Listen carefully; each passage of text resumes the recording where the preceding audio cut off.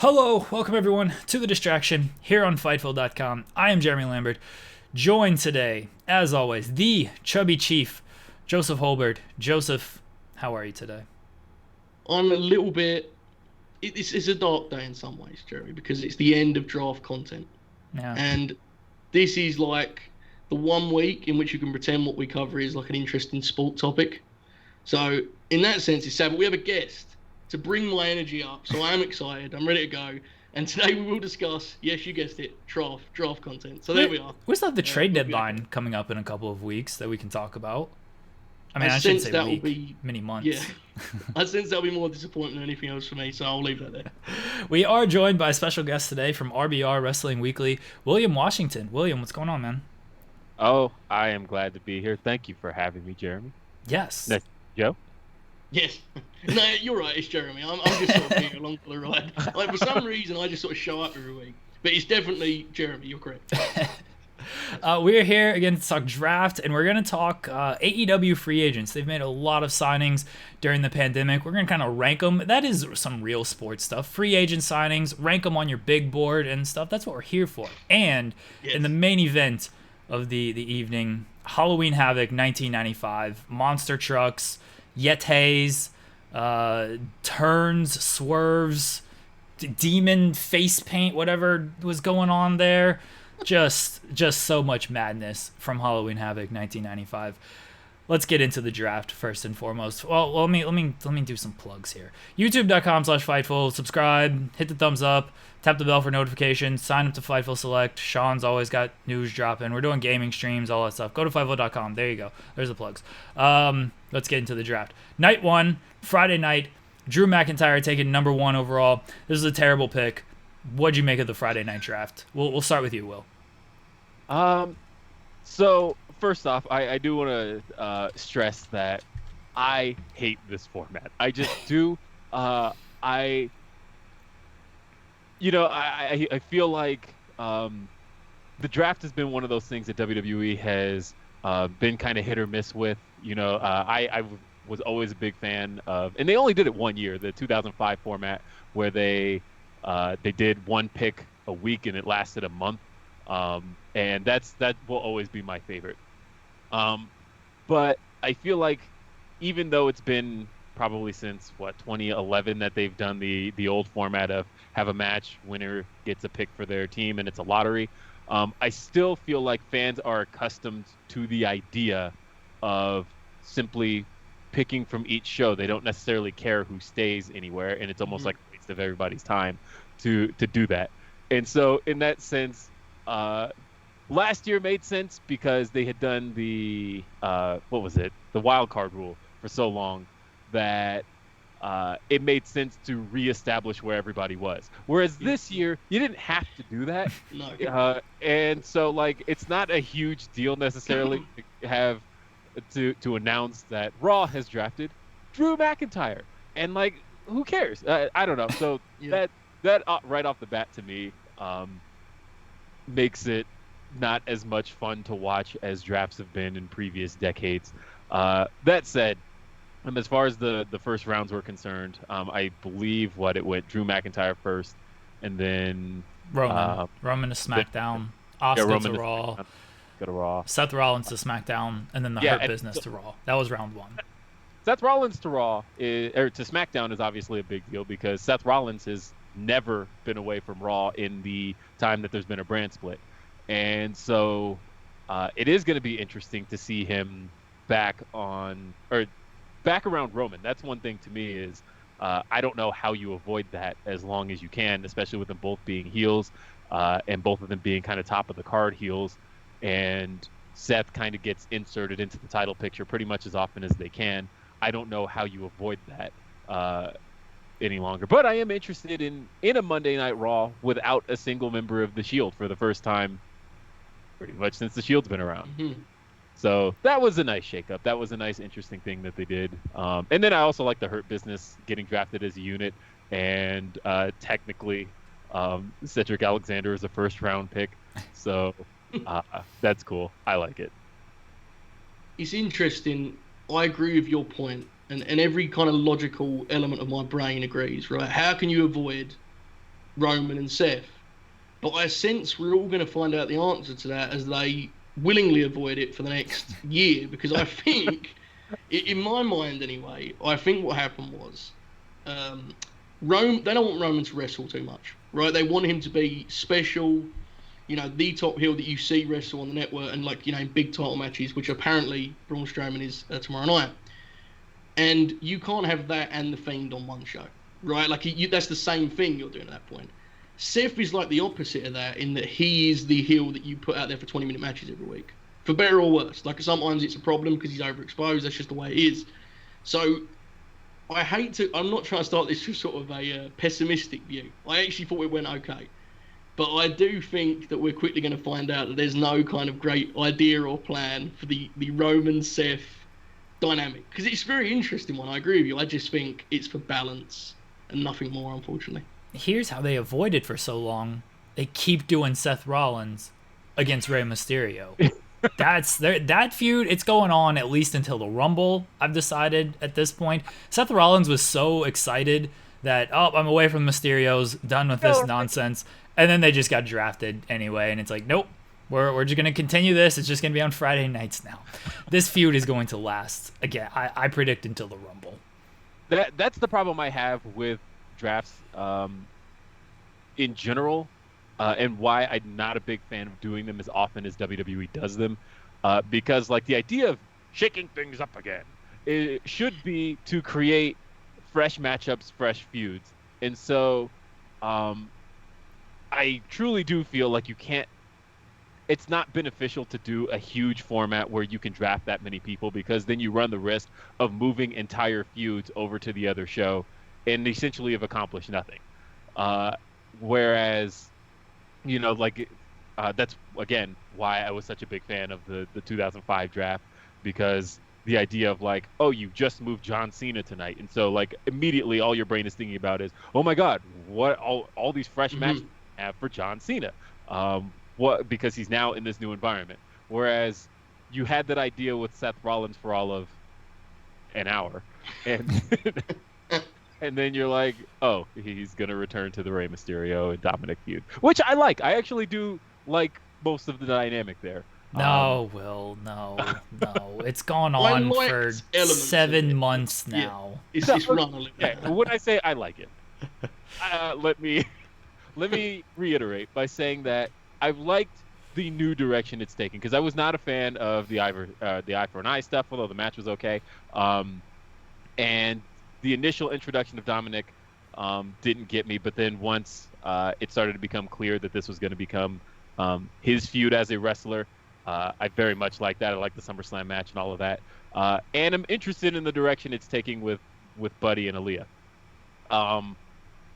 You're the one. So, you're the only one. Well,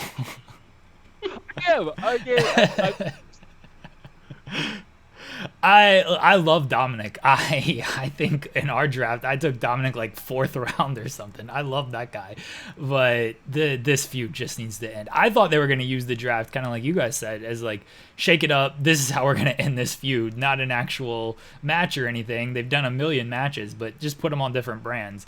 That's going to be the end of the feud. The other big news coming out of Friday night was the New Day split. And Joseph, we were talking about this off air, but the New Day split, they didn't explain it. It was just, we're just going to take Kofi and Xavier, said Raw, and then not take Big E for some reason. I tried to justify it jokingly as that Raw was we saw what Big E did as a singles guy. He beat Sheamus a couple times. We don't really want him on our brand. That's USA Network thinking. The other way to justify it is they did mention, we talked to the superstars beforehand, got their preferences on the brand and everything. Maybe Big E just said, hey, I don't want to be with these guys, and, I want to do my own thing. That's another way to potentially explain it. They're not going to actually explain any of this.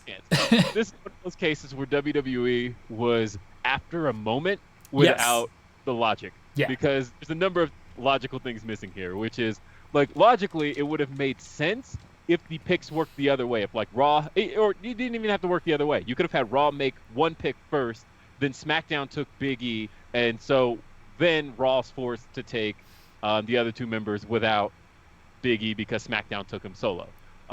Whereas the way it worked, two things. One, why did Stephanie interrupt their victory? Like, that's not something she did any other time throughout the show. But these guys are celebrating, and Stephanie's like, oh, perfect time to make my announcements. And also, there is no logical reason, if you are USA Network and you are looking at the draft pool and you see the New Day is available, why did you just take, and they hadn't been tag team champions yet when the pick was made. Why did you logically take Kofi? And because if I'm not mistaken, they showed Stephanie with the picks before that match took place. So logically, why would you take Kofi and Xavier without Big E? None of that made any sense other than to make for a heart-wrenching moment where Xavier Woods gets to say E's name. Say E's name. And that was cool. That got me. But logically, 0 sense. From a draft standpoint, from a presentation standpoint, none of it made any sense. Joseph, why doesn't your mic work? No, we can't hear you. Nope. I see a lot of mouthing. Hello. There we go. There we go. Okay, I have no idea what just happened. But what I said was, I want to do a conversation about the New Day decision. But first, yes, we need to tackle this. This is a mess. So we were just talking here off air before you came on, Will, about there are so many ways they could have done this, right? The most simple one being that because they were inactive, Kofi and Woods were not on the draft board and were added once they returned. Therefore, Big E could have already been selected. Oh my God, they got split up by circumstance. Because we saw like Elias came back and it was like, okay, he's in the pool, right? They did that throughout the. So they could have done that, or as you said, they could have had E go first with the idea of like SmackDown wants to use Big E as a single asset. Stuff like that really takes the shine off. Like for guys like us that cover this stuff and enjoy the draft, like, you know, what's your big board and all that nonsense, stuff like that really hurts the process, right? It really makes it less interesting. So all of that stuff, I mean, anyone that defends that straight-faced is kind of just too accepting of nonsense, right? That's the truth of it.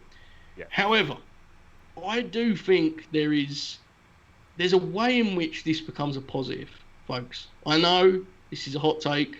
Everyone calm down. If you are committed to leaving WrestleMania with Big E as singles champion, the top champion, dethroning Roman Reigns, there is a way in which this move allows him to continue to stand solo.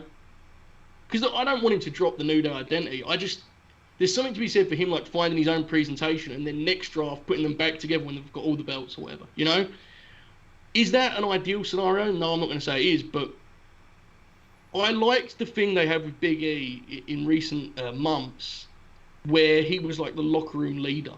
You know the deal where they had all the guys around him at times and stuff like that, when Retribution was doing stuff. I like that. In contrast to Roman being the sellout that sold his soul with Paul Heyman. And I do think there's a chance that the New Day as a group would alter that dynamic somewhat. So I'm not against this as an idea, it's just I wish the execution was less sloppy. But I sense even that's a hot take, I'm not sure. I agree with you. I think that if the idea is to get Big E to WrestleMania, to be the guy to dethrone Roman, then there's almost a moment written in itself there, right? That like Big E wins the Royal Rumble, he goes on WrestleMania, defeats Roman Reigns, and in a big celebratory moment, out comes Xavier and Kofi, lifts him on their shoulders. It's a big New Day reunion in the middle of the ring, 80,000 faces on monitors going crazy, and there's your WrestleMania moment. A New Day reunion moment. It's a big feel-good thing that they're there for their guy. I think that can create a really good moment. I also do think that there's potential for the idea that, assuming WWE decides to keep the continuity fresh in people's minds, but the idea that when Kofi got to, I know. Well, again, This is wishful thinking, or at Yes. least the way I would write it. But keeping the idea in mind that Kofi got to the WWE Championship with the help of Big E and Xavier. They got him the #1 contendership. And so the idea of, can the New Day get there again, but this time Big E has to do it on his own. He does not have anybody at his side. There's a good story you can tell there. Mm-hmm. Will they tell it? I have no idea. But I think that there is potential for that story, as long as the idea remains that Big E is doing it for the New Day. I agree. Yeah, Go ahead, John. there's plenty of stories you can tell with this Big E stuff. When Kofi said he was going to be out 6 weeks, and that turned into 16 weeks, and we didn't know when Xavier was going to come back and everything, we were all excited for the Big E singles push. It was going to be, all right, what's he going to do? We were all talking like WrestleMania. They can do this with Big E at WrestleMania. That doesn't really change. It's just now he's just randomly split from Kofi and Woods because they just wanted to randomly split them. Again, just insert some logic into this stuff, and this is why I have no faith in them moving forward, is because like they don't even have the logic to just do this split. We just came up with 3-4 ideas right now that, you know, we didn't put much thought into, and they couldn't do anything when they knew this thing was coming for at least a week or two. So they create moments. I've said this a million times. They create moments. They're very great at that. There's rarely, when how they get there, it's logical, and then how they follow up, it's logical. But damn if they don't create that moment that makes you feel really good. And maybe we'll get that at WrestleMania. I hope we do, because it does sound great. Kofi and Woods coming down the ramp after Big E dethrones Roman and everything. Big celebration. They hadn't seen each other. They've been on different brands for however many months. And, you know, they do that great moment. But are they going to get there? Let it play out. Let it play out, guys. We'll see how it plays out. Here's the thing. There's two things. So I completely agree on the story there with Big E going alone, right? And the idea that he has to, because I do think that they are lazy enough that if the New Day were trying to guide Big E to WrestleMania, they would literally replicate what they did with Kofi, right? And that concerns me. So I like that a lot, and I also enjoy the idea, and there's a slight disclaimer with this one, but I like the idea of like Woods and Kofi adapting as a tag team without having E, because he's like the interesting dimension of their team physically, right? He's the big man. Unfortunately, there's no like bruiser teams that we could throw at them and do that with, so that's the whole other thing for, you know, I don't know if you're going to have any teams, much less a bruiser team. Yes. Oh, no. Lucha House Party. Here's an idea that I've come up with in the last 24 hours, because last night on RBR, we realized how many times the New Day has dethroned Cesaro and a partner. Yeah. And that they won their first titles from Cesaro and Tyson Kidd.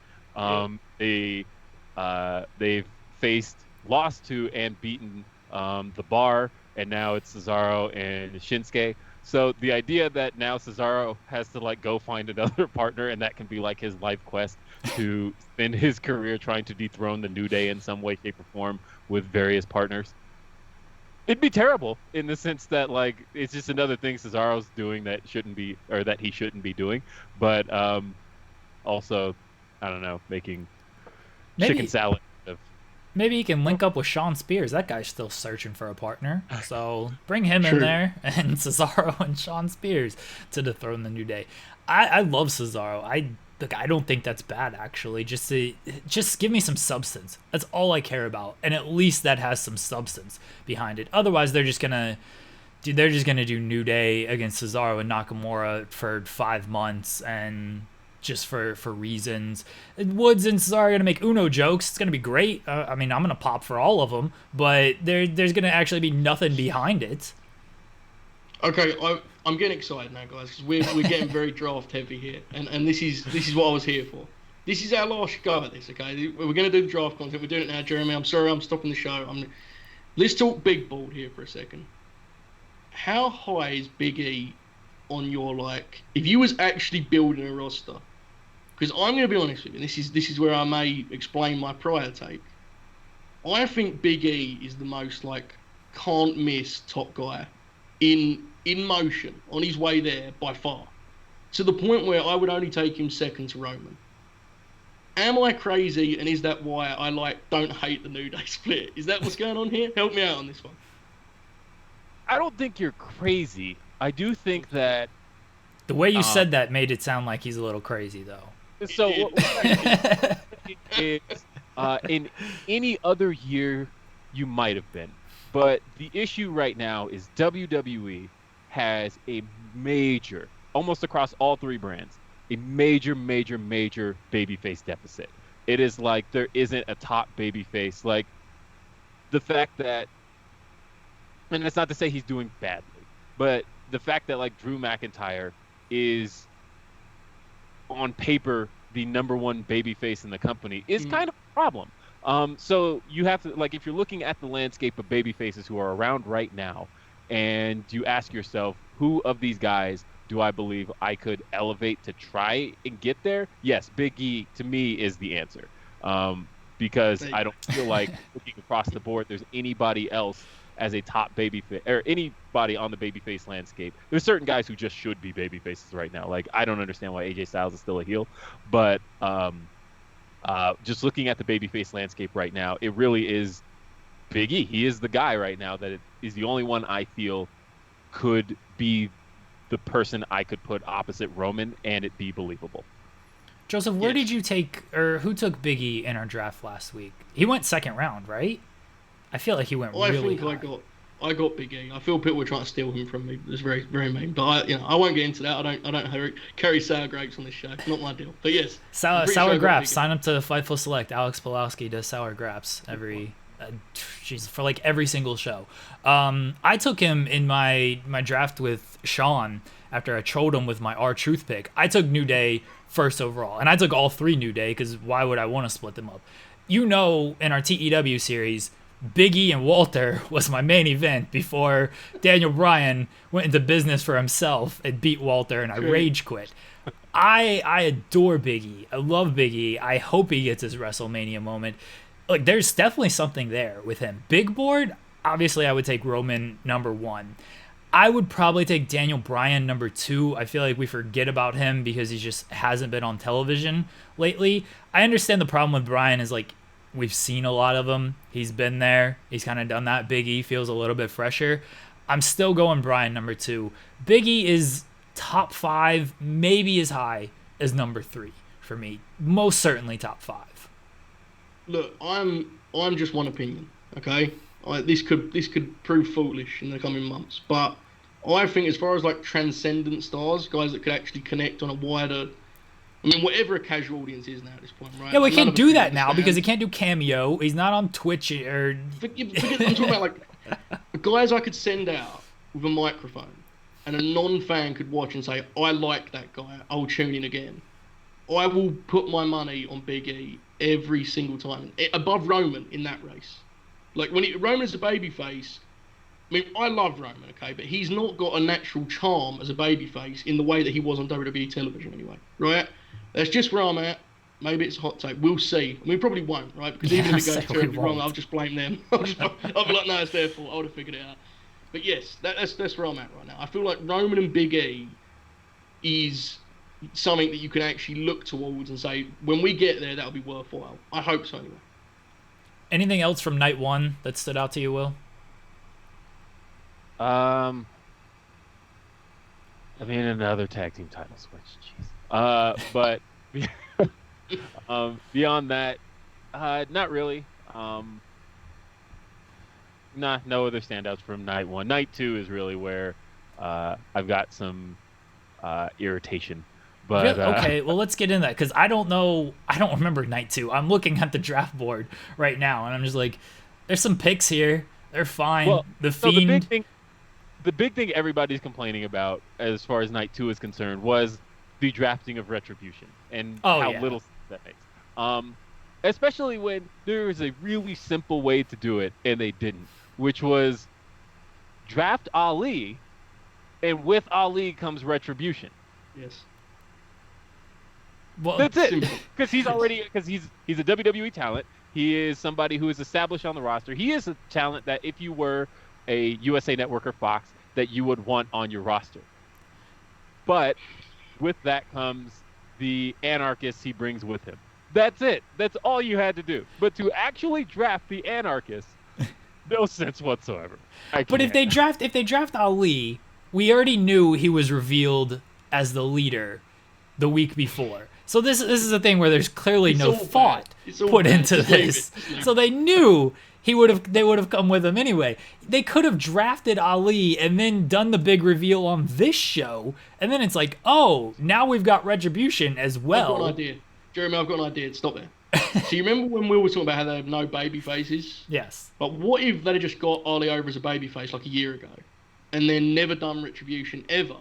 We'd be sitting here right now with Ali as a top baby face, talking about how he went in the first round. What if we did that instead? Can we do that, Jeremy? Yeah, that would be great. Can we do but that? our time machine absolutely. doesn't go back 2 minutes, much less a whole year. Like, there's ways that I wouldn't have drafted him at all. I would have just had him show up on both shows and just keep destroying shit. That's what I personally would have done. But they just drafted him. Then they weren't even on the show after they promised the Ali promo. Just... And I'm almost like trying to logically picture like the conversation of USA Network executives sitting around going, you know who I really like? Those guys who ruin our flagship show, Retribution. We have to have them on Raw. Yeah, Yes. I assume that's what they're doing. They're like they cut to commercial breaks early. They ruin our ad revenue. We've got to get these guys on our show. I mean, the thing is, they set the precedent for this with the contract angle, right? You remember when they said, we've got contracts now? Yeah. That was the start of it. I mean, I could at least make some sense of that. In No, that, it's all nonsense. Look, here's the truth. They've made 400 documentaries since the mid-90s, and they still haven't figured out what the NWO works. They poke all this fun at my friend Eric, and meanwhile, they still haven't cracked it. They haven't figured it out. They have no idea. There's so many little things that... I don't want to get caught up in NWO stuff here, but there's so many little things you can do to make this stuff, like, allow us to suspend our disbelief, and they never do it on angles like this, right? And the Nexus one, that had its own issues. Granted, I accept the first angle of that was great. But for the most part, man, it's all too pretty to get away with these angles. Like, it never feels authentic or dangerous, right? Like, it's just, some shaky cam and away you go. That's all you get. No, come on. When they threw the cinder block through the and then they threw another cinder block through the already shattered window. This is still my favorite WWE moment of the year. No, it's not. Let's do the draft. You were losing our way. This is my fear here.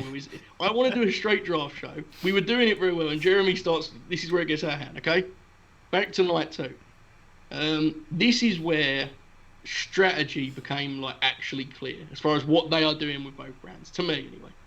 Now, you guys might disagree, but this is what I see. I think that in response to what's happened over the last year on Raw, and looking at the fact that Raw undeniably has the weaker champ. We agree on that, right? On both male and female, because as much as I like Asuka, that reign has just been... it's been what it's been, through no fault of her own. And it seems to me they've given Raw, the established names that folks like us that cover this stuff probably are kind of, halfway at this point. For example, Sheamus. I enjoy Sheamus. I'm not desperate to see him anytime soon. Jeff, even, is the same thing. But they've given those guys to Raw, and the result is someone like myself may look at Raw and think that looks rather uninteresting. But I think in terms of star power, whatever that means within the modern landscape, I do think Raw has got stronger. Whereas I think SmackDown has got more interesting kind of I'd like to see that match. Where are you at on that theory of mine? Do we agree, disagree, what we're thinking? Go ahead, Will. That's a little bit tough because, again, what does star power mean anymore? In that, who's really drawing? In the same sense that you could say, Jeff Hardy is a name that is recognizable and things like that, but so is Rey Mysterio. As a matter of fact, I would say probably equally. And if anything, they're kind of the equal but opposites of their brands in that they're both recognizable names from the same time period, and you just basically swap those two. Honestly, I don't necessarily know what they were looking to accomplish because in a lot of ways I look at Raw and I'm like, oh, this is SmackDown from 2 years ago. And then I look at SmackDown and I'm like, oh, this is Raw from 2 years ago. And so there's, in a lot of ways, I don't necessarily know what they actually got accomplished. because Well, They just drafted people and didn't like, accomplish you know, anything. I mean, that because sounds about right, honestly. because like one of the big things people talked about for a long time was the deficit of uh, female talent on SmackDown, which isn't necessarily a bad thing per se. yes. And I say that because SmackDown's top program is leaps and bounds bigger than any program in the women's division on Raw. And that you look at Sasha and Bailey, and there's like nothing close on Raw. Raw could have 1,000 female superstars, and nothing compares to Sasha and Bailey in terms of star hmm power. So it's almost a blessing to SmackDown that they only have 8 women on the roster, because then it's almost less people to fall I agree. Yeah. prey to that. Um, but in another sense, again, they didn't really solve any of that. They just like you had Naomi on one brand, you had Bianca on the other, and you just swapped. You had, and again, like I said, it was just more swaps than anything else. And you also didn't do a whole lot in creating fresher matchups because I was very much salivating at the idea of getting the Fiend away from Braun Strowman, and they are literally on the same brand again. Yeah. So here's the deal. I've pulled up here my like half-hearted depth chart. Okay. Oh, all right. These are the top guys on Raw, and when I say top guys, folks, loosely, right? Don't go after me. It's not my fault. So we have Drew, obviously. We have Bray, AJ, our friend Bob Lashley, Braun Strowman, Sheamus, Jeff, and I would say the only like fresh face that seems somewhat in position is Keith Lee.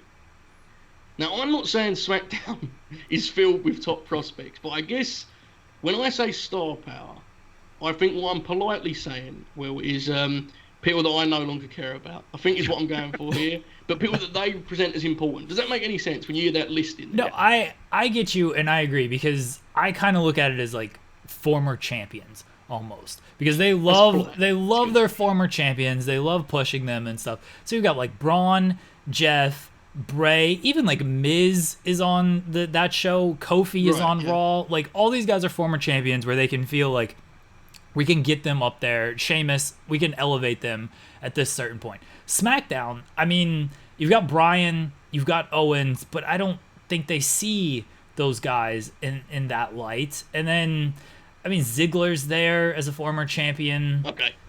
Let's stop there, pal. Okay. Hey, Ziggler's your guy. Ziggler's your guy. I think the idea, let's just wait a second. I want to explain this quickly, because I think the idea is, with the 3-hour runtime, the more like familiar faces that are on the show, the less turn off there'll be. Does that make sense? Like, because I love the younger guys and stuff, but there was a point with Raw, especially during the pandemic era, which is a strange turn of phrase for professional wrestling. But there was a point where it was like, okay, and then we're going to do Garza and Andrade, and Aleister Black is up next. And it's like, I'm not saying I'll be more excited to see Sheamus. I'm just saying perhaps there's someone out there that is. I mean, I think the conclusion is a lot of the people in my kind of bubble was like, man, Raw got killed. But I don't think they view it that way. That's what I would say, I guess. That's where I'm at. I'm in agreement. I think they put more star power, more recognizable names on Raw.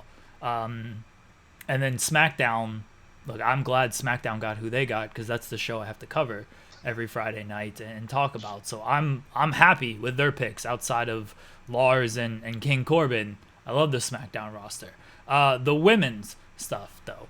SmackDown, this is where SmackDown got kind of ridiculed, is they have Sasha, they have Bailey, they have Bianca. Those are kind of the draft picks. Everybody else just got signed as a free agent or whatever. So it's like Carmella, Natalya, Riot Squad. Like that's kind of the SmackDown depth chart for women. I'm of the belief that they're just doing Sasha and Bailey until whatever the event is after WrestleMania. I don't know the name. Backlash. Like they're doing Sasha and Bailey until Backlash, and then they'll figure it out from there, maybe. What do you guys think of the respective women's roster, Will?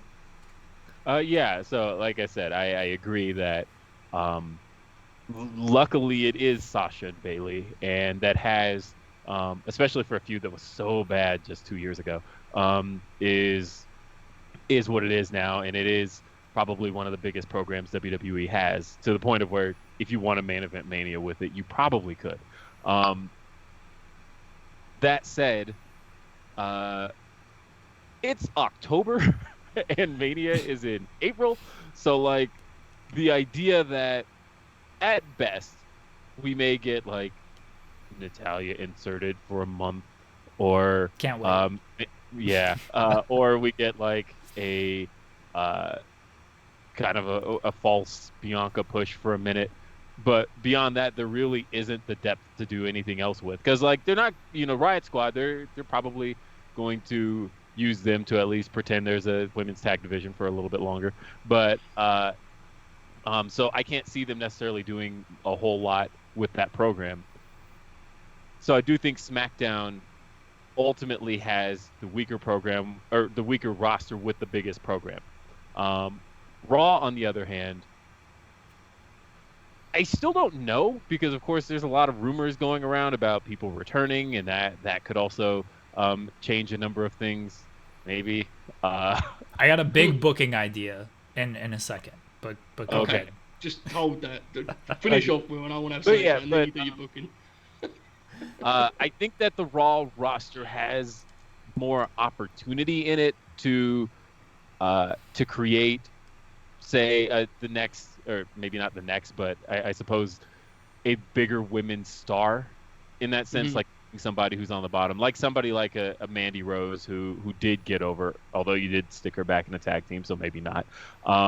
But somebody like a Mandy who did get over for a little bit and maybe do an experimental run with her and see where it goes. I think you have more opportunity with that on Raw. And so we could see some fresher names out of that. So I do think that Raw, depth-wise, does look a whole lot better than SmackDown does. I have to say that I think... So firstly, let's do the Bayley Banks deal, because that is interesting. I don't think that will be a feud by the start of next year. And I'm being... Jeremy, I know, Jeremy, I expect funny faces, but I personally am watching how they're doing this program on television. And I have to say, I think it's bonkers that after all the build they've had here, they are running the traditional DQ finish on TV playbook. I'm sorry, man, I don't see this as when in the summer, when they had all the belts, it was like, man, when they do this is a Mania main event. That's how much effort they've put into this. I think the lack of creativity since they actually turned Bayley, not turned, but they put them against each other, I think has been really disappointing. So I'm not sure about that, but I agree that when you look at the roster, it almost has to be, right? It's like, that is the WrestleMania match. My takeaway is that for the last, 5 years, there's been 6 women. The 4 Horsewomen, Asuka and Alexa. Becky is out, so that gives us 5. I am very confident that these 2 divisions will hinge upon those 5 names for the foreseeable. And that's for better and for worse, okay? Because I'm pretty sure that you're going to see Clown Alexa fight Clown Asuka. I think you'll see Charlotte then come back and insert as a babyface. And then on SmackDown, you've got Bayley and Banks. So my concern is that there is no intention to elevate a new name. But if they are going to do it, it really seems like it's the time to do it with Bianca Belair. So that's all I would say.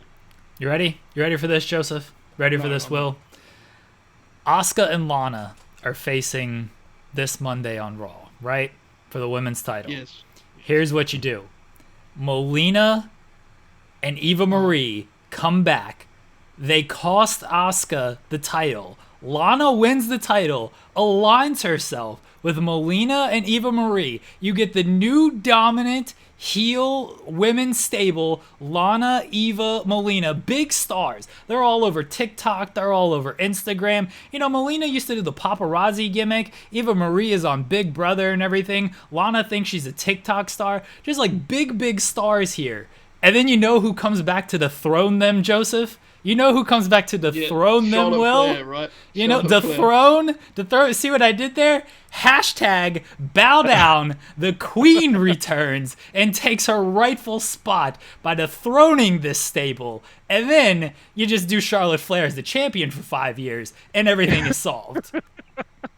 Here's the thing: is you don't need to do that bit because she's gonna come back and beat whoever is champ. It's not a bit. It's not a bit at all. I just booked it. And the Lana. No, get rid of whoever it is, whether it's Asuka or I mean, who else could even... I agree with what you said, though. Let's get back to... You agree with my whole time- booking. Thank you. Everyone Yes. clip that. Say Joseph agrees with the Big Yes. Star Stable. That's what they're going to be called. BSS, Big Star Stable. Lana, Eva, and Draft and content. Melina. I'm trying to maximise this Hashtag moment. BSS. I'm trying to maximise this moment, okay? So, I think, creatively, they look at this as two big threes, okay? I believe they intend to make Bianca Belair the third on SmackDown. I believe. I think Raw will be Asuka, Charlotte, Alexa. The question then becomes, which supporting cast do you prefer? And do we all agree that Raw is better? Even if, relatively speaking, like a Shayna is a much more interesting match for Asuka than, I don't know, give me a name on SmackDown. Ruby Riott. You know, Carmella is, like, for Banks. You know, like, so I think that's why everyone kind of agrees that Raw is stronger. But I just think it will come down to how good those programs are among the top women, because that's what I think they intend to do. If trying to get this thing back on track. I believe that's what we're talking about here, right? The women's division? Is that what we're doing? Well, where are we at on the women's division? Have we all given our take by this point? I don't even know. I gave my take. I just booked. Okay. I just booked the next 5 years. I'm good. 5 years. Yeah. Charlotte's a look, champion that's- for that's 5 rude. years. I don't spoil things on here, okay? It may be happening for all I know. I don't know. I don't want to. I got scoops, Joseph. I got scoops. Let's not start that. Okay. Anything Tag else division. from the draft, night 1 or night 2, Will? Will, give me your take on the tag divisions. Stacked rosters on either side. We're not talking about the tag division. Aren't there collectively like 6 tag teams now? That's a little high. That's a little And high. also, didn't they? I felt like they even implied when Lars came out like a split between Miz and Morrison, so it may be even less. Yes, they did. So, I was so angry at that swap of the tag title. I was like, I had that scoop. You follow me on Twitter. I told you that was gonna happen. there was so many other ways to do that, but like the idea that the longest reigning Raw tag team champions in the Street Profits, a team that's had the belts since before the pandemic, mind you, had their official record-setting reign ended via handing them over to the New Day is mind-blowing. The fact that the New Day are now officially 10-time tag champions as the New Day, simply by having the belts handed to them.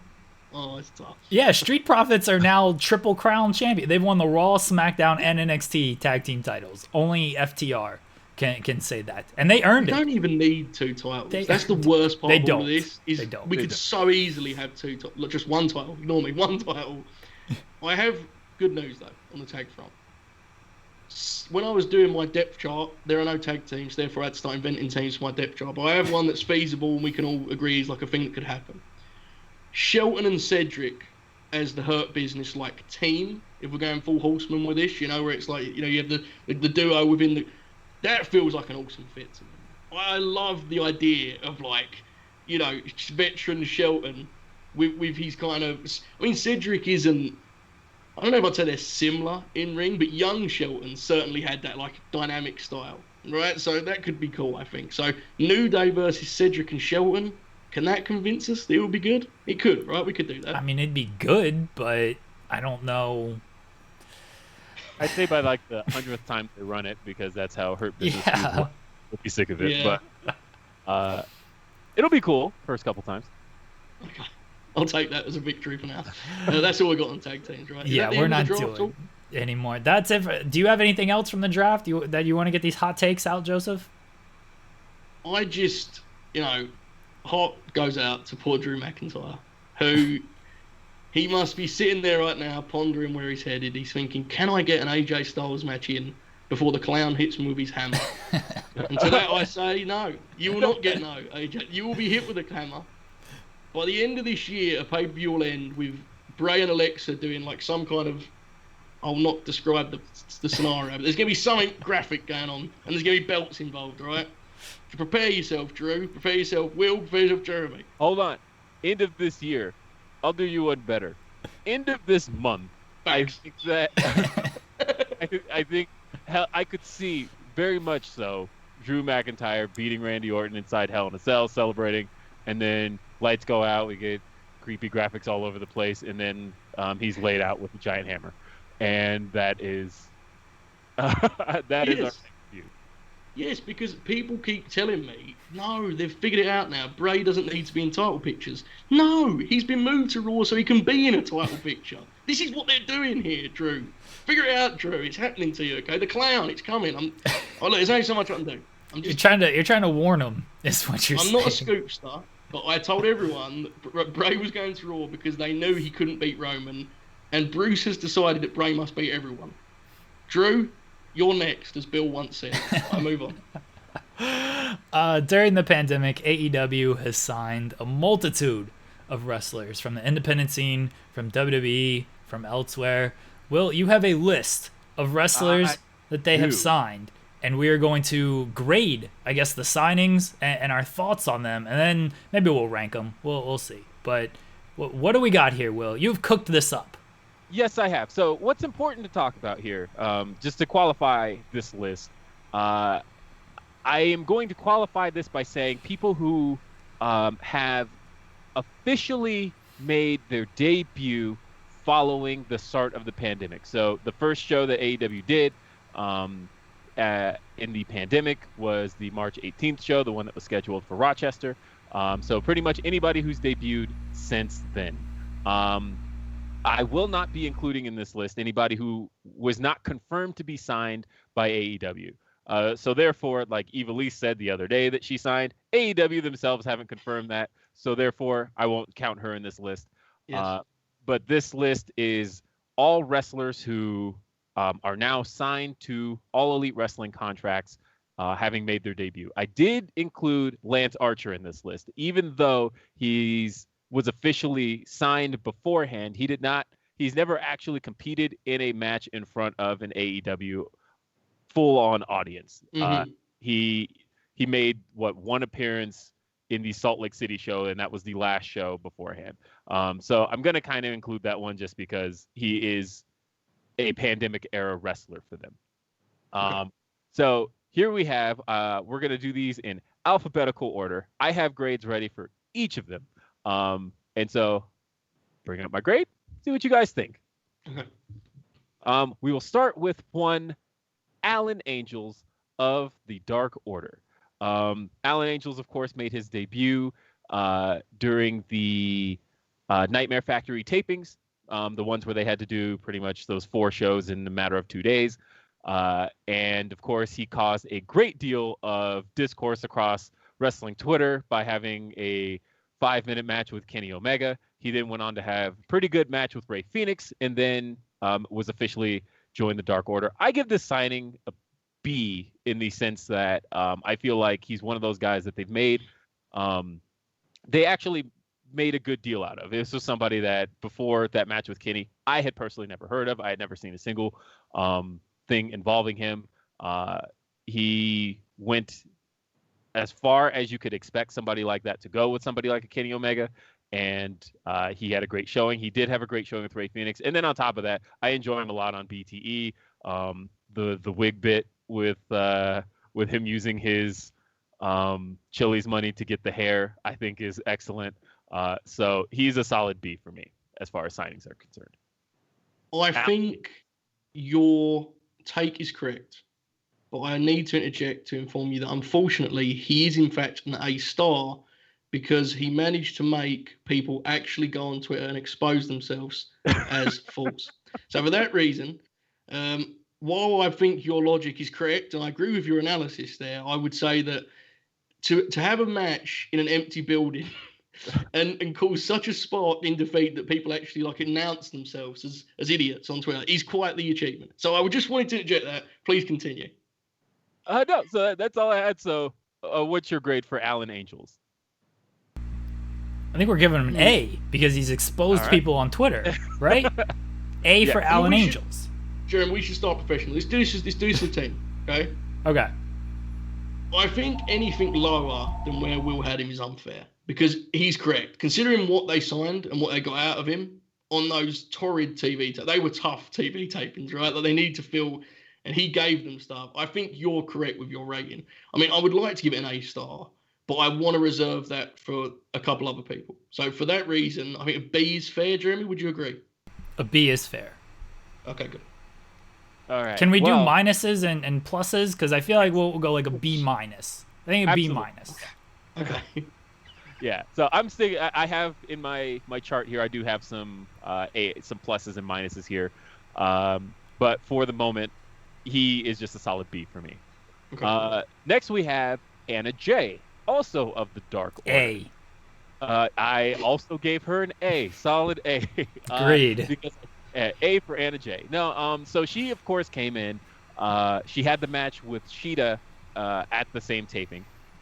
The only other time we had seen Anna Jay previously was in that Wardlow vignette from All Out in 2019, where she was on his arm and then he beat up Lee Johnson and a bunch of other guys. But I feel like Anna Jay in that showing against Sheeta pretty much showed that she's got. No, actually, she was at the. It wasn't. I'm now recalling that she made her debut at the second Daily's Place show. So then she was there after that, and they signed her immediately. And she just had a look. She had presence, and then on top of that, I think adding her to the Dark Order, that was a head scratcher at first, but it turned out that she was almost the missing piece. To me, she is a solid A. I think there's a really, really bright future for her, knowing that when she made her debut on television, how little she had actually performed in the ring up until that point. There's so much more you're going to get out of somebody like Anna Jay. That is a solid A signing. I'm torn on this one because I think when you look at what she brought as far as experience goes, she was very impressive in her showings, right? Like when you consider where she's at in her career, and it's an undeniably good signing for the future. But if I'm looking at what's happened thus far, I'm not sure I want to go A. But Jeremy, you're going to go A, aren't you? Yeah.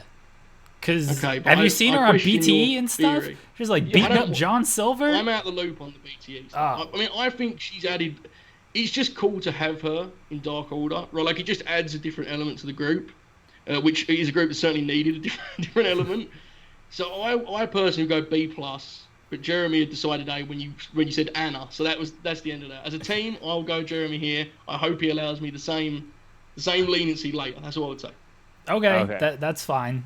Jim Ross gives her A plus, I'm sure, but stop right there. Just stop right there and carry on. All right, so this will be the first time, but not the only, where I'm not so positive, and that would be one Brian Cage, who. I'm gonna give a C here at best, and it's mainly because he came in strong with the Taz pairing. He won the Casino ladder match at Double or Nothing, which meant he immediately got to be paired with Jon Moxley, and there was a lot of interest in that. Like you look at the Moxley Cage promo on YouTube, and I think it like topped over 1 million views. But somebody who's gonna come up later on this list, and Ricky Starks, pretty much took all his shine. And at this point, I don't necessarily care at all about Brian Cage. And I don't see a place for him. I think because of the order that the things with the FTW Championship happened, I don't care about that. It's a C for me.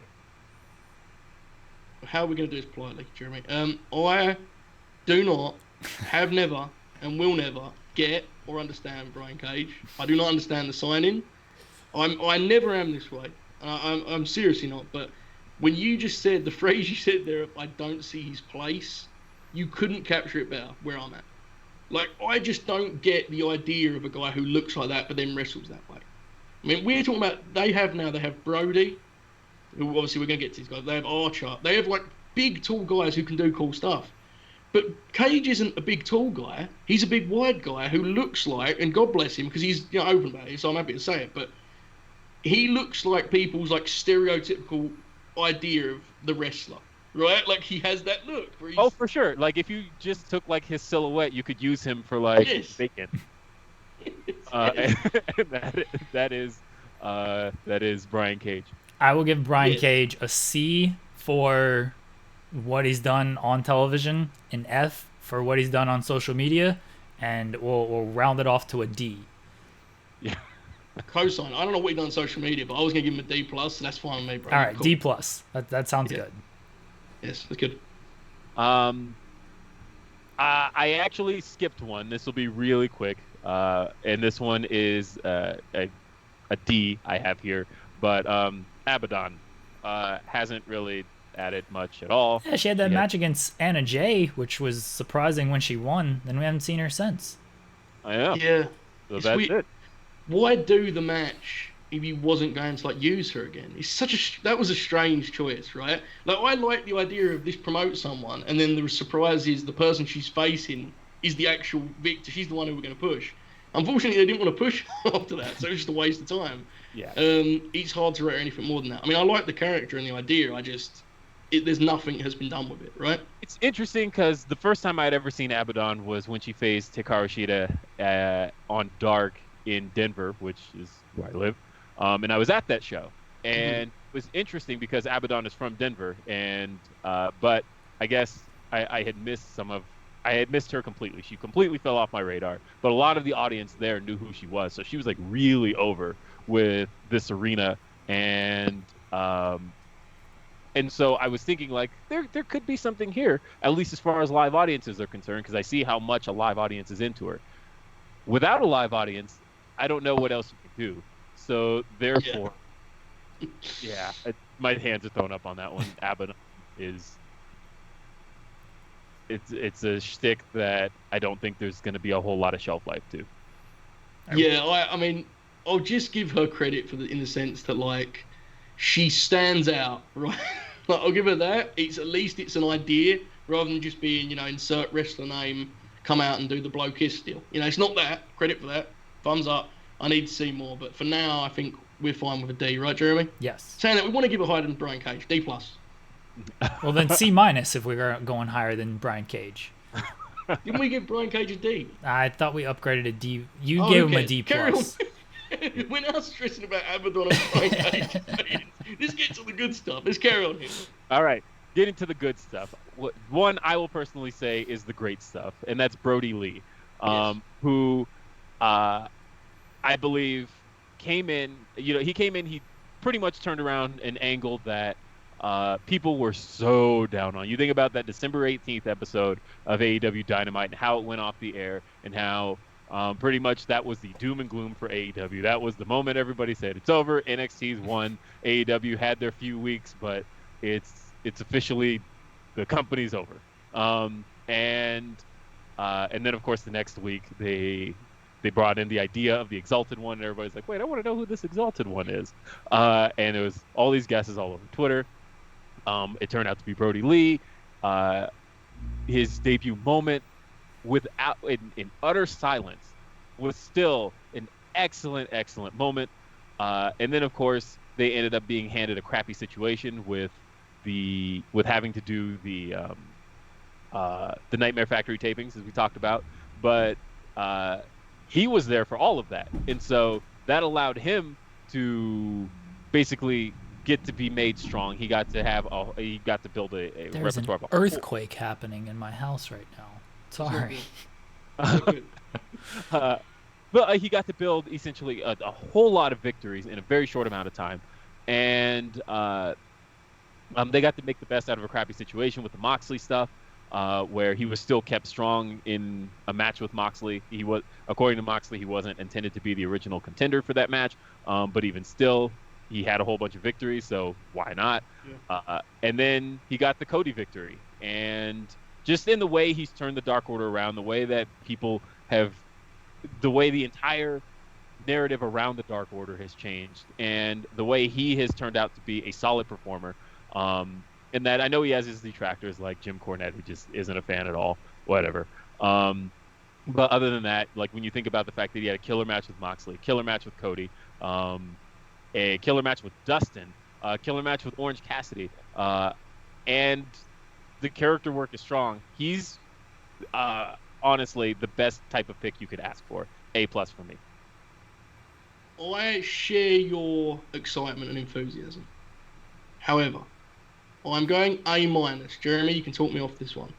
I felt the character work was a little heavy-handed initially. You remember the initial stuff with the suit and the... Yes. My Brody Lee take would be, since he's been allowed to wrestle competitive matches, he's reminded everyone of why we were all so excited for him to get out of WWE. The Dustin match, one of my favourite Dynamite matches. The Cody match, the rematch, one of my favourites. The initial moment where he squashed Cody was a great moment, right? And then you add the Moxley match. There's only so low I can go based on the fact I didn't like 3 vignettes. So I want to be clear, I love it. But I agree with you on the vignettes, by the way. I do think that, like, the first one was like, oh, ha, ha, ha. They took a cute little jab. Right. And then the second one was like, okay, don't do this again. And then they only did one other one after that. So it's like I can't necessarily hold all that against. I almost can't hold a whole lot from those Nightmare Factory tapings against them because, like, I recognize how, in a very short amount of time, what they did. I get that. No, that makes sense. I think that took away the shine from his signing somewhat, is why I would take the grade down, just because of that. I mean, as soon as he got able to, like, just be himself, he's so great. Yeah. He's so great at wrestling like a big man. He does the cool moves, and that's all fun. But when Brody Lee sells, he sells like a horror movie villain, right? His eyes will go all wide. He's rocking.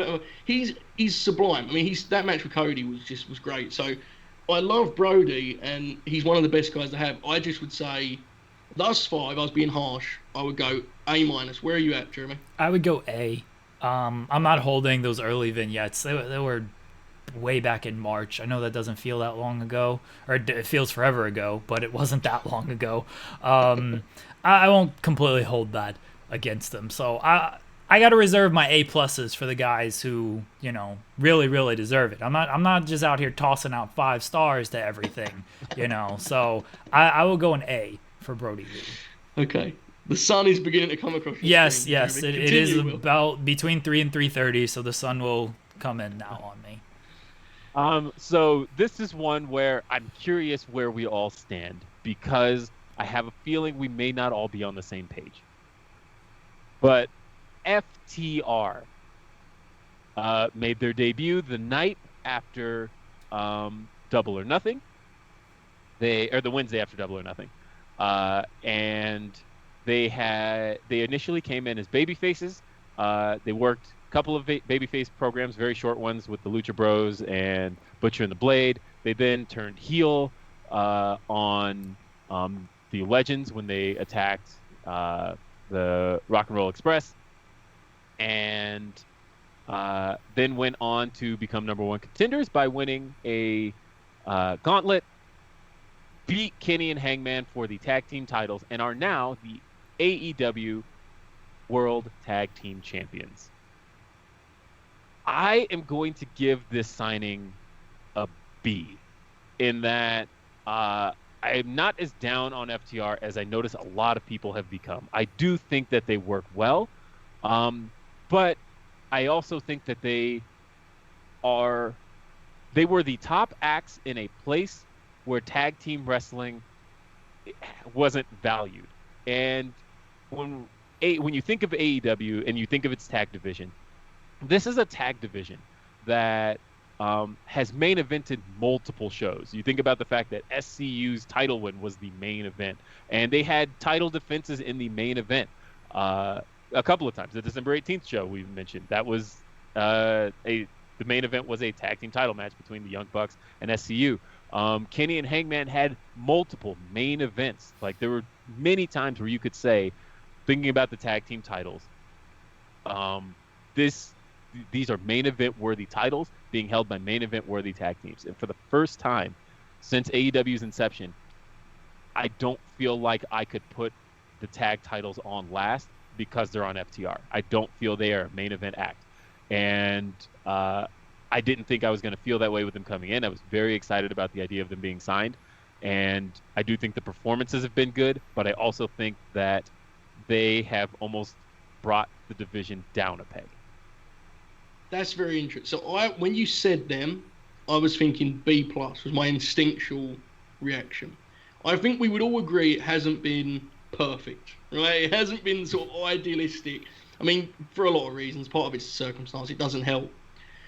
I think that in terms of character and promo and the kind of segments they've had, this has been, for the most part, a disappointment.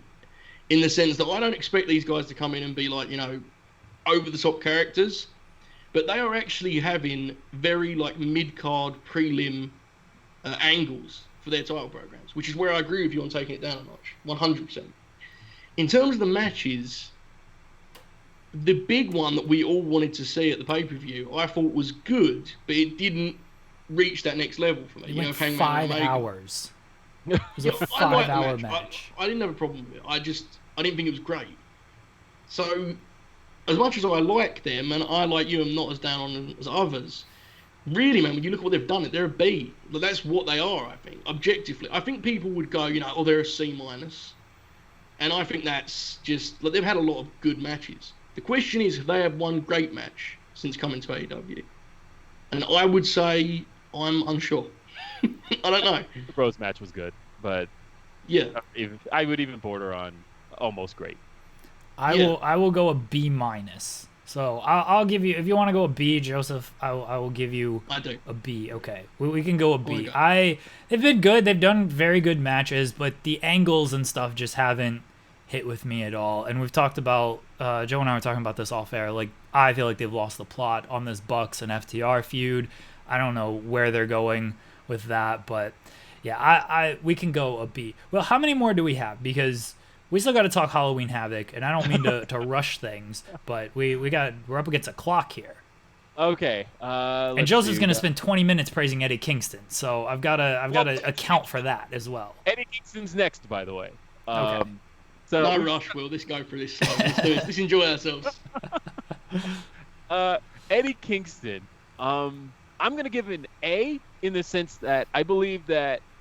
So he's had really no high-profile wins, but he has come in and basically become such a major part of AEW in a short amount of time. He came in and had that match with Cody, lost, but everybody wanted to see more of him. And he got signed. He started a faction, and he's now, I assume, in position to challenge Jon Moxley. Again, nothing high profile as far as a victory is concerned. He still hasn't had one of those, but he is in place to be such a big deal in AEW, and you always look forward to hearing him talk. I believe it is a solid signing for them, and I am excited to see what happens with him. So for me, it is an A on Eddie Kingston. If I could, I would create a new scale for this rating. I honestly think, and I know this has become my bit here on the podcast, but when you consider what he has done on that show, with the addition of the fact that, as you said, he has not one win on Dynamite, it's remarkable how good he is at TV wrestling. And what I mean by that is, we just talking about Revival, FTR, give him a microphone. The best example being the Moxley show, right? Him and Moxley, 1 minute, Ed. That's what you got on the microphone. Go. Sold everyone on that match. He's been extraordinary, and I think he's probably, I may be forgetting stuff here, so I apologise, but I would say he's been the standout story of 2020 in many ways. Because when you look at where he started the year, I think credit to NWA for featuring him. I enjoyed their show very much. But in hindsight, he wasn't even a top guy for the NWA. He's now set to basically headline a pay-per-view with Jon Moxley. This is, to me, he has to be the top mark. A+, A-star, however you want to say it. Jeremy, don't disagree with me on this, right? This is... No, whatever you say, you're the Eddie Kingston, I don't want to say truther, but you're the Eddie Kingston hype man. Yeah, aficionado. Yes. There you go. So I just go by whatever you say on him. I love Eddie Kingston. I think he's been great. I'll give him whatever Joseph wants to give him. A+, A++. A+ gold star, A+ smiley face, whatever you want to do. I like that. Yeah. Yeah, no, I think we all agree he's been great, though, right? Yes. He's been amazing. Yes. All right, we got a few more here, and we'll talk about the guy who challenged for the All Elite Wrestling World Championship just last night, Lance Archer. I'm giving him a B. I think that I was in the audience for the Jake Roberts debut, and that was just kind of like insanity. You know, audience was going crazy. We're like, oh my God, it's Jake Roberts. And the promo against Cody was great in the way he talked about, I'm coming to take your share. And of course, then they were dealt the hand where everything had to take a pause. But luckily, he was there for all of that. So he got to get some good victories. He got to yeet Marco Stunt into a crowd of people. And I thought that the feud with Cody was good. But then he mostly fell off the radar after that. After he took the loss, I thought everything building up to Double or Nothing I was very much into, and then, yeah, he fell off the radar. He got to win the Casino Battle Royale, and then got COVID, and so again, we missed him for more time. I do, one of my favorite things is him just beating the crap out of people while Jake Roberts calmly speaks. I love that visual of just this anarchy happening on screen and Jake Roberts is just calmly describing things. I absolutely adore that. He's a B in that I enjoy watching him, but he hasn't done enough for me to give him any more than that. I would agree with your rating because in fear of sounding dismissive, I think he kind of is what he is at this juncture. And what I mean by that is, with Brody Lee, I got the sense that when he was unlocked in a new environment, there was a ceiling there that was really special. And I don't mean to say this sort of I like Lance Archer, but I don't think that's the same thing with him. I think he's very good. He can have good matches. And with Jake, he's a fun character to have on the show.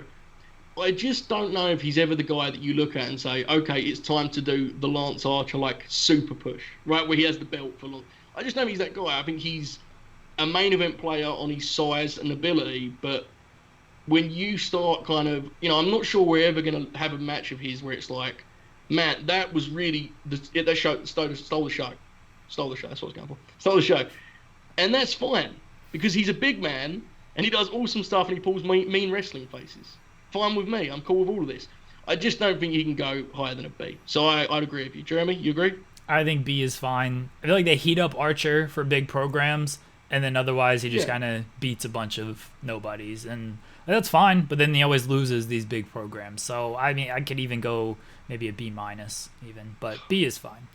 I'm just look. I'm tough. I'm a tough grader. All right, tough grader. The toughest grade is coming next, by the way. Okay. Because next on our list, Miro.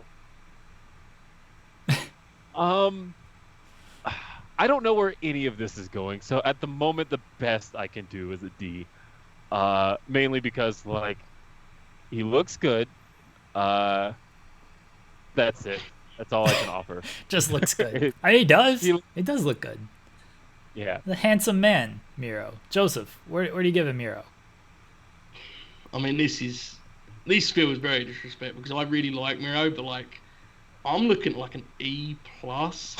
I'm going. Here's the thing, okay? His initial match was not good in any way, shape, or form. Awful. And now he did a squash match last night, and it's like, okay, that's better, but that isn't actually his skill set. To me, this is my opinion on Miro. What always amazed me about Rusev, now Miro, was that he could really sell. And he was a guy who, at that size and that athleticism, he actually got it, and he had an idea for subtlety in the ring. So when you have him just sort of going crazy about an arcade game and beat him up, it's just, he's any other guy at that point to me. So I would give him an E+ on the fact that he looks cool. I think his promos have been mostly bad. And I want to cap all of this off with a reiteration that I like Miro. I'm very sorry. I didn't want it to be this way. But he's just been nothing. He already feels like just another guy to me. And that's the worst thing. If he's happy with that, it's fine. He's going to bury us on Twitter after this. I'm giving Miro an incomplete because I think the jury is still out on Miro. I like this video game stuff. Look, do I think this is the best? Do I think this is the best use of Miro? No. Do I enjoy it though? Yes. So I'm fine with this Miro stuff. I enjoy, as I've been going off on Twitter about the fact that I do think that Street Fighter the movie is a cinematic masterpiece that doesn't get nearly enough credit as being one of the greatest films of all time. And so the fact that he has incorporated into his gimmick elements from that movie, including his shouting "Game Over," which he did absolutely say was a direct reference to Raul Julia shouting "Game Over" after M. Bison blows up Guile's boat in Street Fighter, the movie. I'll take it. That's the only thing I'll give him a little bit of a boost on. But I need to know where this is going. I feel like it's got to be headed somewhere. And I feel like the payoff won't be till like whenever they decide to do the wedding. So I can agree with that incomplete in a sense. But for now, I haven't really enjoyed much of what I've seen on TV. All I would say is, and I don't want to dwell on this one, but all I would say is, I like the AEW roster very much. However, they have about 5 guys that could, on a good day, be described as cool. Okay? I would not take one of those and put them with my friend Kip Sabian and an arcade machine. That's all I'm saying. Okay? It's not him. It's the presentation and the way it's been done for me. So that's where I'm at. All right. Just a few more here. Matt Hardy. Oh, this is getting tough. Yeah. So I will say that once he ditched the broken stuff and the character transformation stuff, I think his mic work is very solid. I like Stadium Stampede, but otherwise this run has been really snake bitten, and I still don't really know what he brings to the table. And so I'm at the moment at a D+ on Matt Hardy. This one feels tough because a lot of it's bad luck, right? And it's one thing for me to poke fun at like Miro's stuff, but it's like, poor Matt, he's just trying his best out there, man. Like, he's really trying. He thought the fans wanted broken Matt. He sensed they didn't. He became normal Matt and tried to do like stunt matches. Bless his heart. I mean, he's a D+ for me too, because Stadium Stampede was awesome, and I'll just, for the sake of friendliness, credit him for that. But like, it's been a nightmare, right? Like, we can all I think he would agree with that. It's just been a disaster thus far for a range of reasons, many of which aren't his fault. But yeah, it can only be. I think D+ is about as generous as we can be here, right? If we're being honest. Yeah, D+ is even kind of generous, but I'll be nice. Yes. I'll be nice about things because I like Matt Hardy and I think he has good ideas that they just have not come out on this show for one reason or another, and I don't think all of it's his fault, but yeah, his run has done literally nothing for me, nothing at all. And I'm someone who liked the broken stuff, and it didn't click with me at the beginning of this AEW run, so D+ is fine if that's what we're gonna go with. Yep. And then there's one where I'm actually gonna be a bit generous, and that's Preston Vance, aka 10. Of the Dark Order, in that he was basically circumstantial because here came Brody Lee and his big debut at the start of the pandemic, and then right after this all gets going, the 2 original Dark Order members of Evil Uno and Stu Grayson get stuck in Canada for the next 3 months, and so at that point they essentially had to make other Dark Order members. And so Preston Vance is one of those guys that they just kind of had, and they put a mask on him and made him a bit of a Dark Order muscle dude. And so I'm going to give him a B just because they made the best of a bad situation while they didn't have the original Dark Order members. And it's worked. Preston Vance, B. Yeah, I mean, I would agree you've been generous there, Will. I mean, it's fair to say. No, you're right. You are right. When you take something like that and you get any TV time out of it, it deserves some credit. I'm fine with a B. I mean, I'm not gonna lie, I can't remember like a ton of like, oh man, that was a great Dark Order show him for it is what it is. It's difficult to stand out, but they're designed that way, right? It's not there for that. So I would agree with you. I think a B in terms of maximizing the asset. Yes, I think a B. I think that's what it is. Like, he's a role player. They don't think of him as anything Knock down more. Some shots. Yeah, he comes down, he knocks down. You're not gonna grade Danny Green on the same scale you grade LeBron James, right? Like, you should check out the Lakers sub. Yeah, I know. I'll leave that one there. Yeah. No, I and I'll understand. give him credit, too, because I think Preston Vance has a really good look, and he is a good like powerhouse type wrestler. And it's one of those things where, hey, we don't have anything for him now, so let's throw him in a mask and call him 10. And in a year from now, if we decide we want to do something with him, you can reintroduce him as anybody else and take the mask off of him and still have something solid with him. So I think it is a good signing as far as making the best of a bad situation. I would agree. That's a good point. Now, my favorite. I almost want to take back the A+ from Brody because I feel like you can't, for me, get bigger than this A+. But I am absolutely giving an A+ to Ricky Starks. Nope. Sure. F. F. Who I feel F. has come through at every turn. I feel like Ricky Starks was on a few people's radars, not a whole lot. As far as he came in, he did the open challenge for Cody, and he immediately comes in with some really cool music and a really solid looking entrance. And I feel like they struck gold with Ricky Starks. I feel like he's a good talker, he's a good worker.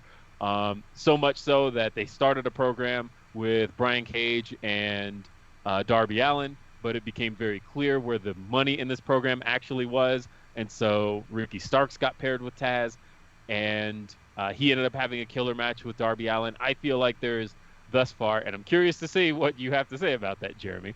But I feel like there's so far been no downside to Ricky Starks, and I feel like the sky is the limit for dude.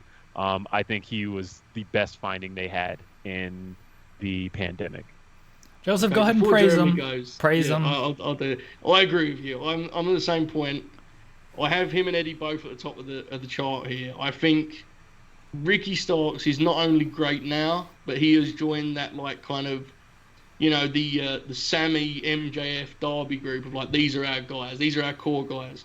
And I would argue he's not only joined that group, he may be leading that group in some elements, especially in terms of all round figuring it out. He gets over immediately first time you see him.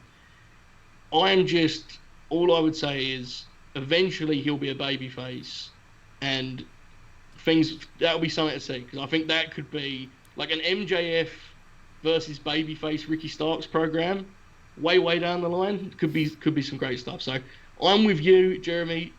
Please continue with your bit here. I gave him an F. I don't know what else I need to say. You know what? F is kind of harsh. F-. I think he should get an F-, actually.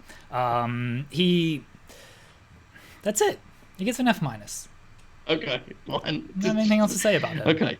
He's a distraction all-star, He's been on this program. I don't know who is Ricky Starks.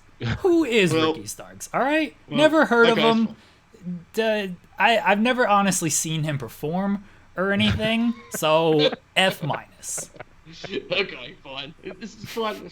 That is not a team rating on that one particular name. We are having different ratings. I want to be clear. I love Ricky. He gets an A+, of course. Praise Ricky. Get out of here. And there's just a couple more. We have Serena Deeb. I think, for what she could bring to the table, she could probably help improve the division quite a bit. So I'll at least give that a B-. That's fair. She's had one match, I feel like, maybe two. Great signing, but it's too early to really go wild about it, right? We also have Tay Conti. Same kind of thing. She was fine in she's got upside.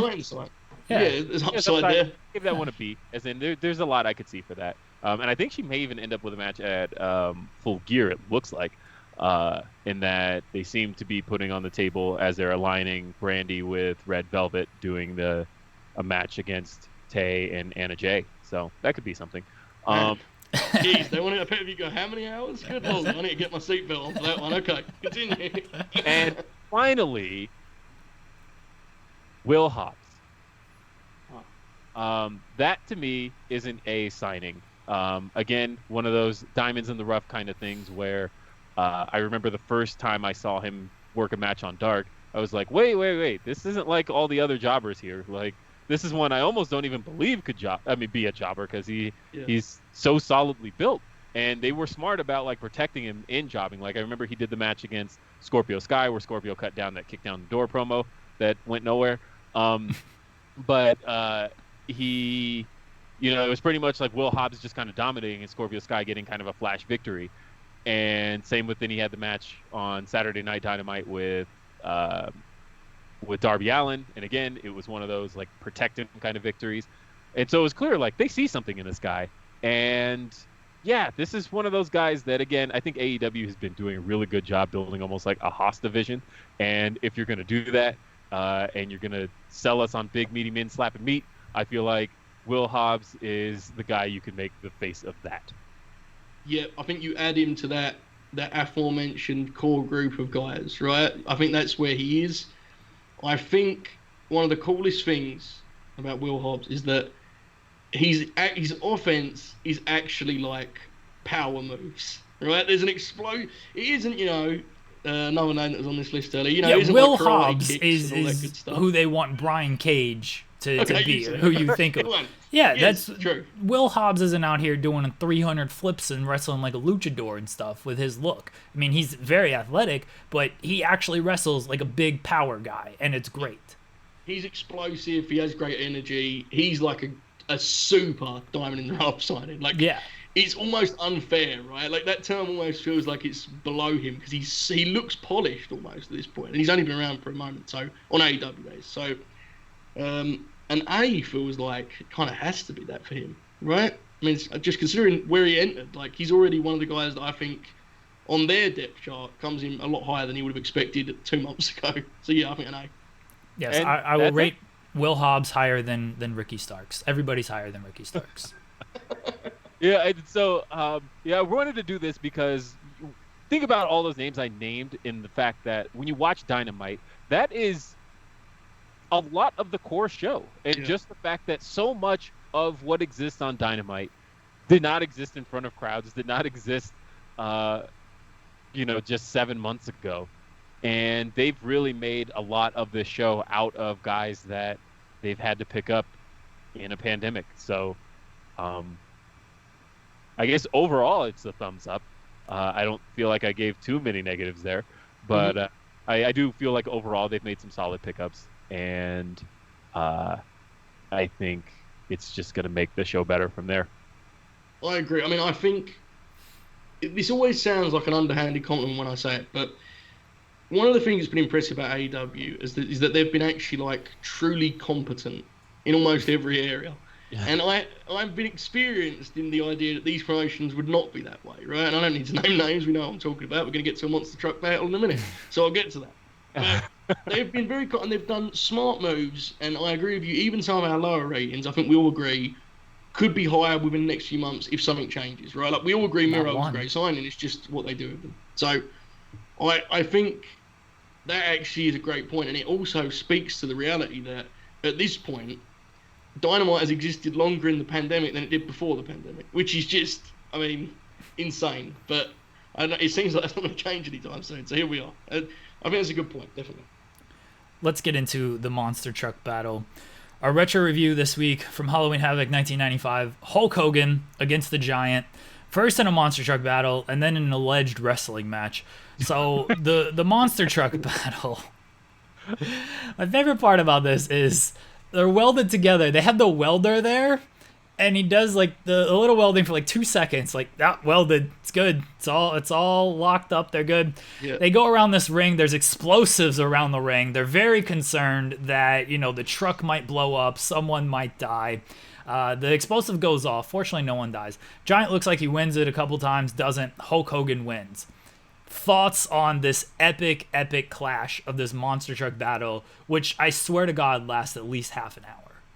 So I've always had an issue with the fact, because I had attended WCW shows when I was a kid, and one of the things that I always held against WCW, that I will always give WWE credit for, and AEW is very good at it as well, having attended, is that WCW stunk anyway. WCW stunk at producing a show for the live audience in the arena. They did a good television show, but they didn't necessarily know how to produce for the arena. And this is one of those moments that it took me back, and I was almost having like convulsions watching this. Like, I remember I went to Spring Stampede one year, and I'm like, oh my God, I'm just sitting here doing nothing, and they're not doing anything to address the crowd. They're just showing me stuff on the screen.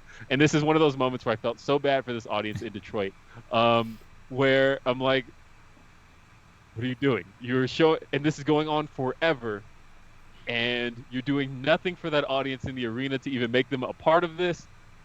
Also, how do you work something like this? I was curious about that as well.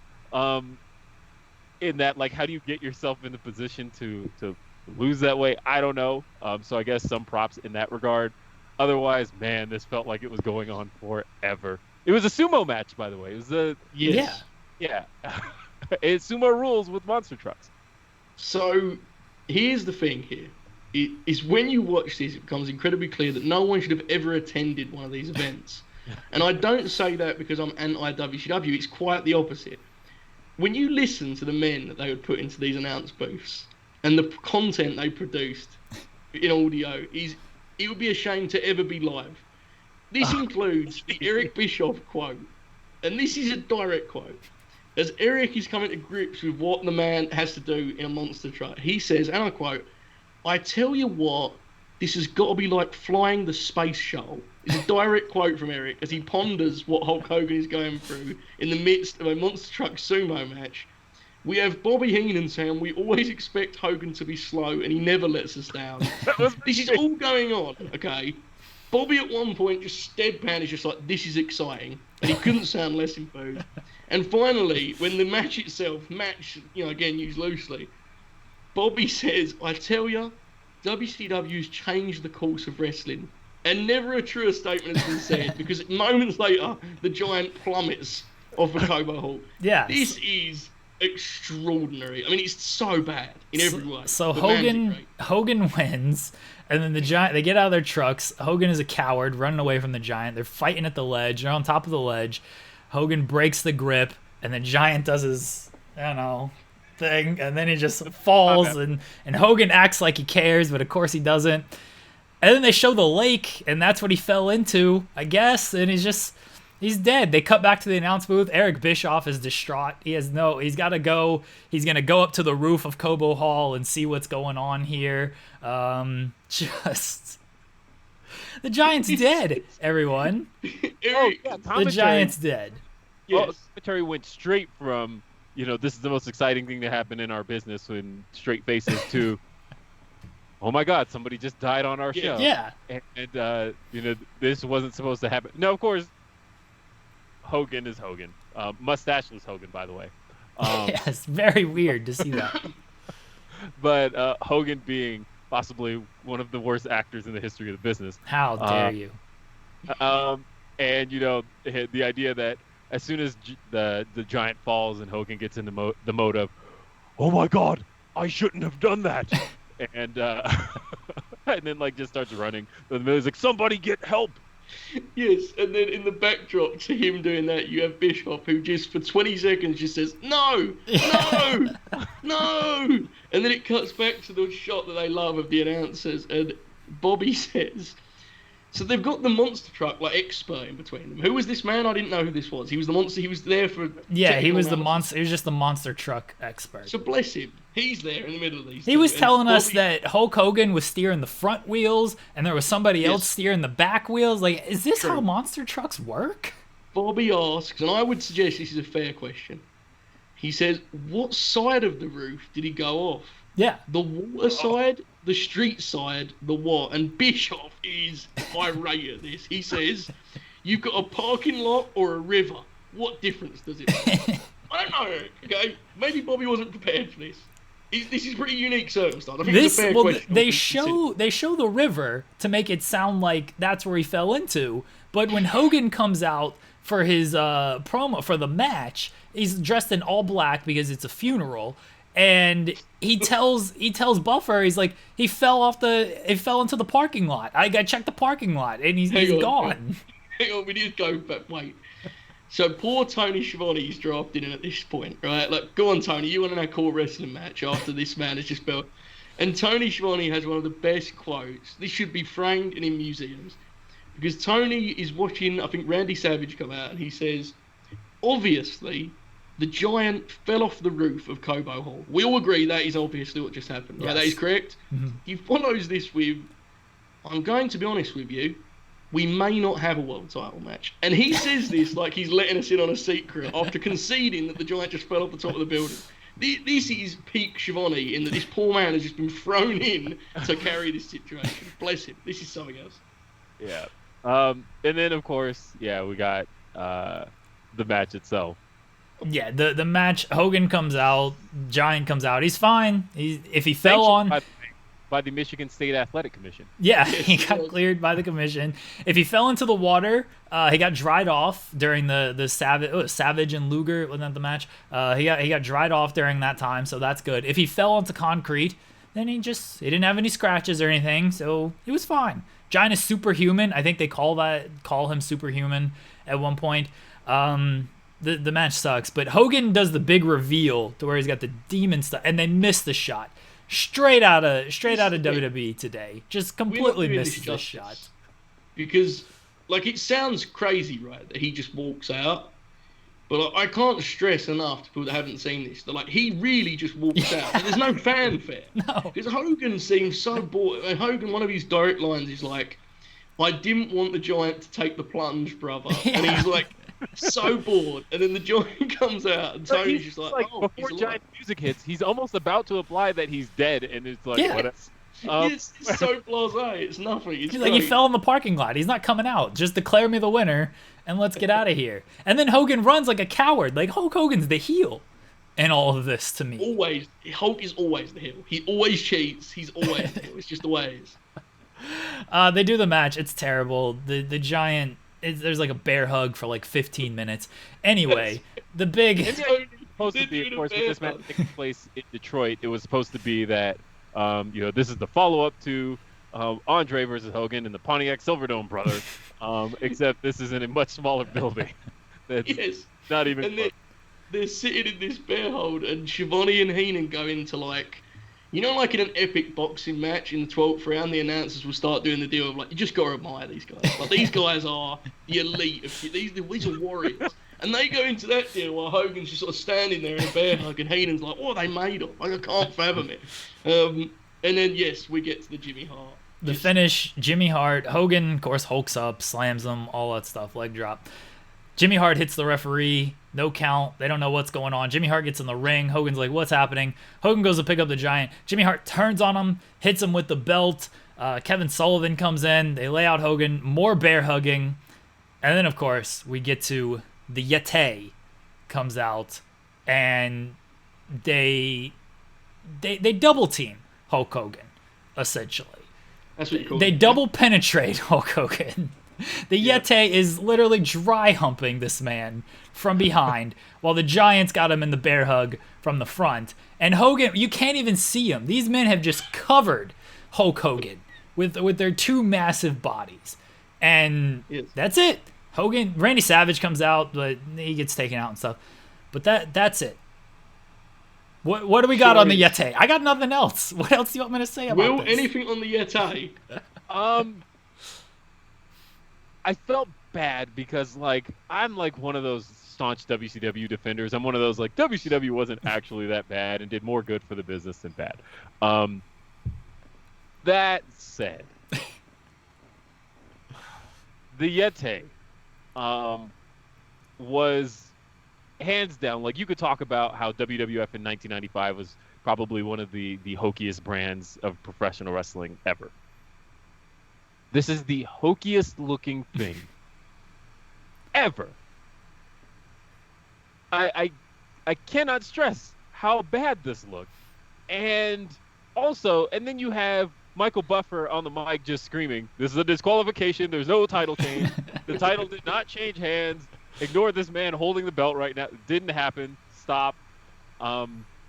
This was just nonsense, and it went on so long. It's actually and I'm wrong. I was gonna say, was this the longest match on the show? I don't it's think not so. Quite, no. But just thinking about the fact that before this, I mean, collectively, I suppose it is, in that when you consider that Hogan in the Monster Truck match, like when you add all of the collective Hogan and Giant stuff together, this went like over 20 minutes of just pure content here. And it was all so bad. Yeah, this is a tough outing for us WCW guys, I feel. I feel this is...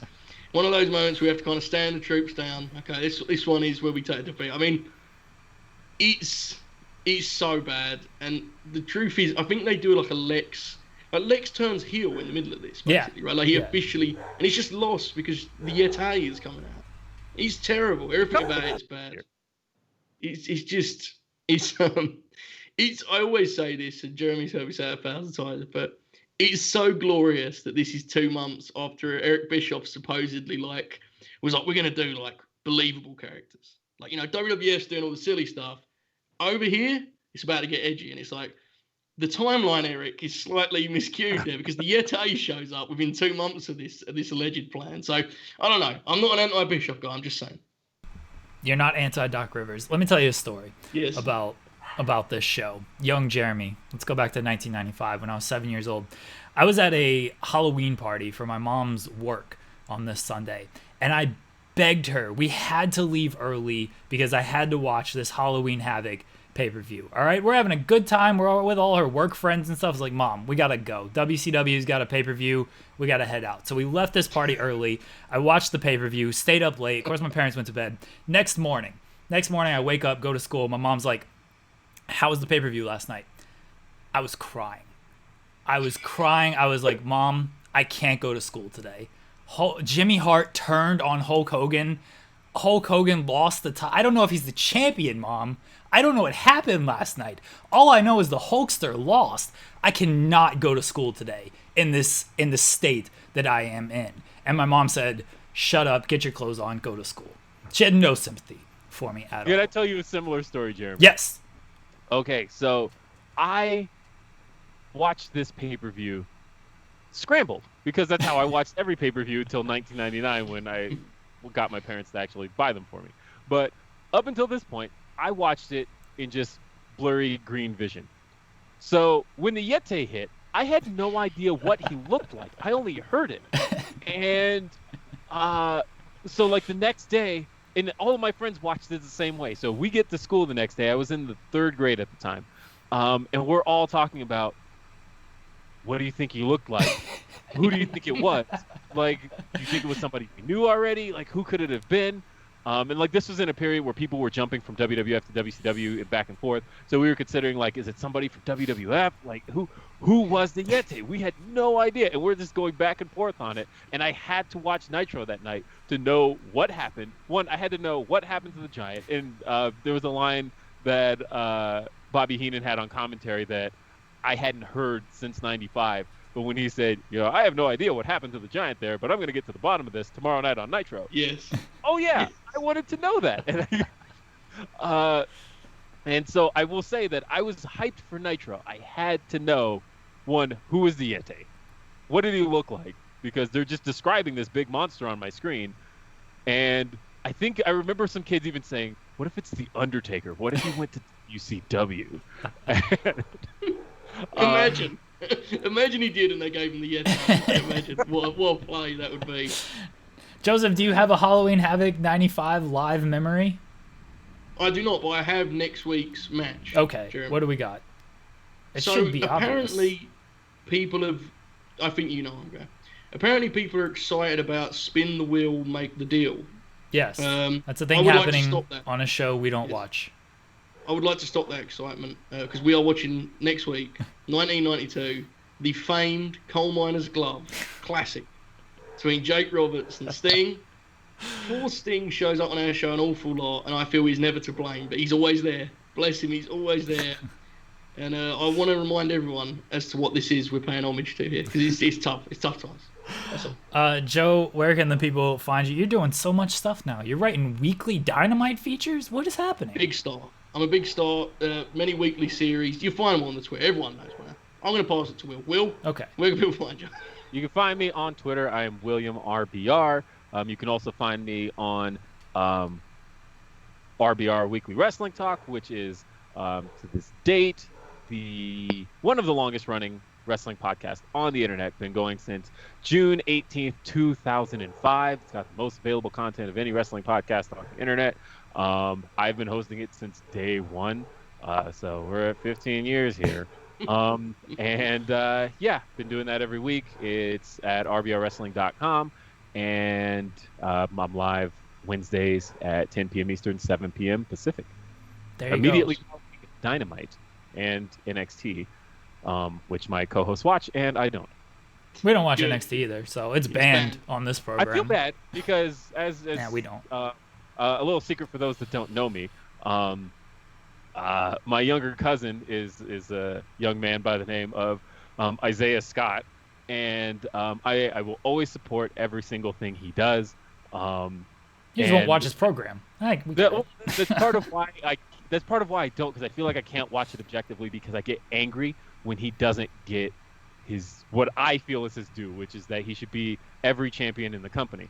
But because of that, I feel like I have to just take a step back and not address any parts of that show on my social media or anything, and that's it. That's all I can do. That's fair. That makes a lot of sense. Yeah. I mean, especially, I will not say anything incriminating, but considering some of the people that do appear on that program in favourable fashion, I share your frustration. Fine, I'll leave it there. Jeremy, continue. All right, everybody. We'll be back on Tuesday reviewing Scooby-Doo and the mystery of the demon car.